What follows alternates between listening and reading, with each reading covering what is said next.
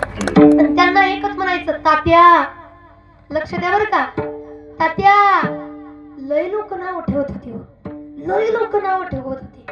तात्या नुसतं असंच बघ, तात्याला माहित असतं नाव ठेवणारा मीच आहे, मीच आहे. पण ते गपगुना ऐकतं. तात्या लोक लय नाव ठेवत होती हो, जमणार नाही, येड्या बापाचं येड पोरग आहे, बापाला जमलं नाही, 7 पिढ्याला जमलं नाही, हे काय करणार आहे. लोक हिनवत होती हो. तात्या कर, मामांच्या आशीर्वादाने झालं, लय सोसलं, लय दिवस अहो पत्र्यातनं छपरातनं दिवस मामानं बंगल्याचे आणले आणि साध्या गाडीचं मामानं 4 चाकीमध्ये आणलं. हे नशीब आहे हो. लय लोक नाव ठेवत असं म्हणाले करावं. असं म्हटलं ना आनंद वाटतो का, त्या पुढच्या माणसाला वाटतं आपलं पोरग याच्या जागी असतं तर 2-4 शिव्या दिल्या असते आपल्याला. पण आपल्याला गाडीत बसून घेऊन चालले, चौकात नेऊन सोडायचं, तात्या काळजी घ्या बरं आहे का असं म्हणायचं.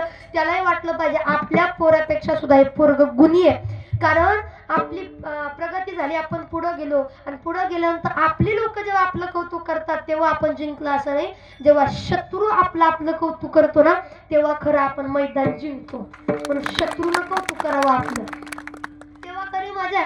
नाही तर आपली पोरं घेतली बुलट, घेतली गाडी, तर जे नावं ठेवतात त्यांच्या टांगड्यातनं फटफट फटफट फटफट फटफट फटफट फटफट फटफट ते 4 शिव्या तर दिल्याशिवाय राहणार काय पोराला वळणं का. आम्ही घेणार नाही रे, आम्ही करणार नाही का.